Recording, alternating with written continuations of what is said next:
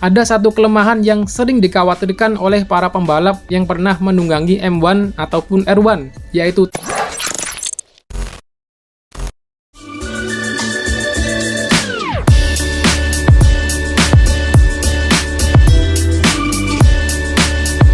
Masih ingatkah kalian ketika tahun 2004 saat Valentino Rossi membuat keputusan mengejutkan untuk meninggalkan Honda dan lebih memilih bergabung dengan tim Yamaha di MotoGP? Padahal saat itu, Yamaha adalah tim yang selalu kesulitan untuk jadi juara dan menjadi tim yang tidak pernah diunggulkan dan selalu diremehkan.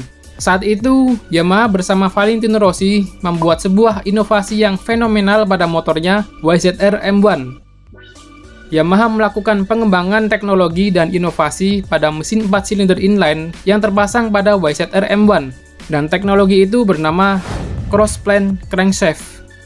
Inovasi ini sekaligus menjadikan YZR M1 motor balap pertama yang menggunakan teknologi cross-plane crankshaft, sebuah inovasi yang sukses mengantarkan Yamaha menjuarai MotoGP di tahun pertamanya bersama Valentino Rossi.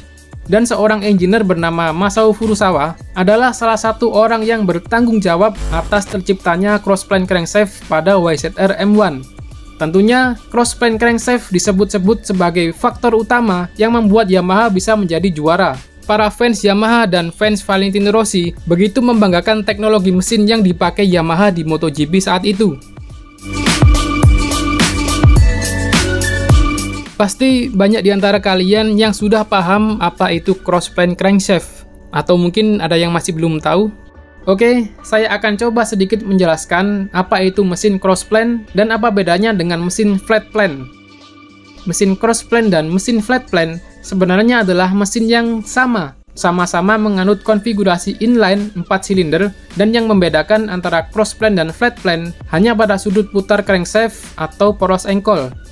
Pada umumnya, mesin 4 silinder memiliki firing order dengan interval sudut putar 180 derajat, yang artinya piston akan terbakar di setiap 180 derajat. Piston 1 dan 4 naik bersamaan, kemudian saat piston 1 dan 4 turun, maka piston 2 dan 3 akan naik. Kalau dirasa membingungkan, maka penjelasan simpelnya adalah ketika posisi piston 1 dan 4 berada di atas, maka piston 2 dan 3 akan berada di bawah. Dan sebaliknya, ketika piston 2 dan 3 di atas, maka piston 1 dan 4 akan berada di bawah. Dan sudut putar ini dinamakan dengan flat plane crankshaft. Berbeda dengan cross plane crankshaft yang memiliki sudut putar lebih rapat yaitu 90 derajat, di mana pistonnya akan terbakar secara bergantian di setiap 90 derajatnya. Simpelnya, piston 1 naik hampir bersamaan dengan piston 3, dan ketika piston 1 dan 3 turun, maka piston 2 naik hampir bersamaan dengan piston 4. Posisi naik dan turunnya piston terjadi secara bersilangan, maka dari itu sudut putar ini dinamakan cross-plane crankshaft.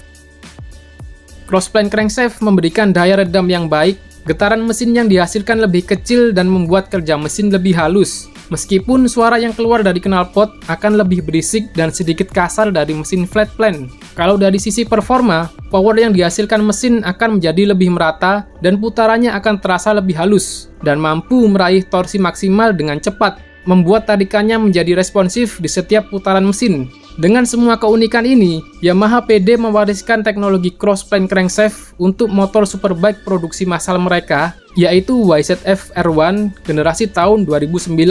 Dan sampai generasi yang terbaru tahun 2020, juga masih menggunakan teknologi cross-plane crankshaft, termasuk yang digunakan di balapan WSBK.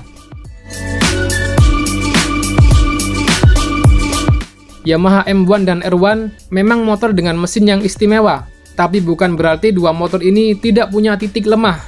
Ada satu kelemahan yang sering dikhawatirkan oleh para pembalap yang pernah menunggangi M1 ataupun R1, yaitu top speed yang kurang greget ketika di trek lurus dan panjang. Mungkin ini adalah kelemahan yang sudah sering kita dengar, dan ini pernah disampaikan langsung sama si impunya, yaitu Valentino Rossi, kalau YZR M1 memang sangat lemah ketika berada di trek lurus. Dan salah satu sirkuit yang sering membuat kesulitan rider Yamaha adalah Austin. Sirkuit yang punya lintasan lurus dan panjang yang berada di antara tikungan 11 dan 12 adalah momok buat kebanyakan rider Yamaha. Selain Austin, Red Bull Ring Circuit juga menjadi sirkuit yang angker buat tim Yamaha dan sering membuat rider Yamaha ketar-ketir. Sang mantan sendiri juga pernah mengeluhkan masalah yang sama, yaitu top speed yang kurang, termasuk dua rider muda Yamaha, Franco Morbidelli dan Fabio Quartararo. Semua mengeluhkan hal yang sama, yaitu soal top speed dari Yamaha M1.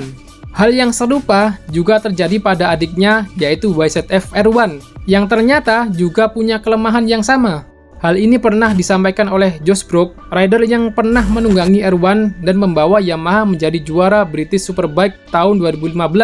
Dan ketika pindah ke WSBK, akhirnya memutuskan meninggalkan Yamaha dan memilih bergabung dengan tim BMW WSBK. Menurut Josh Brook, Yamaha mungkin bisa ketinggalan di WSBK karena masalah output power yang kurang bertenaga. Jadi apakah masalah output power M1 dan R1 yang dirasakan para rider Yamaha adalah akibat efek dari penggunaan crossplane crankshaft? Mungkin bisa jadi iya. Masao Furusawa, desainer mesin Yamaha M1, pernah mengatakan kalau mesin crossplane memang diciptakan dengan karakter yang lambat tapi lembut dan stabil. Fungsi dari crossplane crankshaft adalah meminimalisir torsi inersia yang dihasilkan dari gerakan putaran crankshaft, sehingga menciptakan torsi pembakaran dan torsi kombinasi atau torsi yang diteruskan ke roda belakang menjadi lebih linear dan keluar secara halus. Hal ini sangat berpengaruh pada saat keluar dan masuk tikungan. Maka dari itu, akselerasi dan speed corner Yamaha M1 dan R1 dikenal sangat handal, terutama untuk melibas tikungan karena grip pada ban belakang sangat optimal.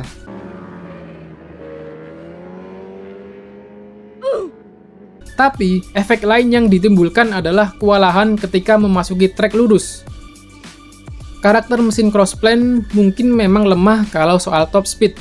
Tapi yang perlu diingat, dalam sebuah balapan di sirkuit, top speed bukanlah segalanya. Tidak ada sirkuit yang isinya jalan lurus dari start sampai finish, karena sirkuit adalah kombinasi antara jalan lurus dan tikungan. Dan motor yang top speednya rendah bukan berarti tidak bisa menjadi juara dunia, karena hal ini sudah dibuktikan sendiri oleh Valentino Rossi di balapan MotoGP, dan Ben Spies di balapan WSBK.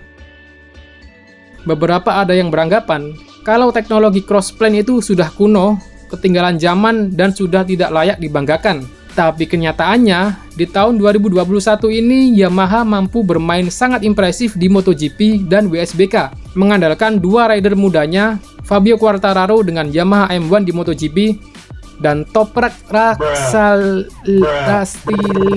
Razgatlioglu dengan Yamaha R1 di WSBK.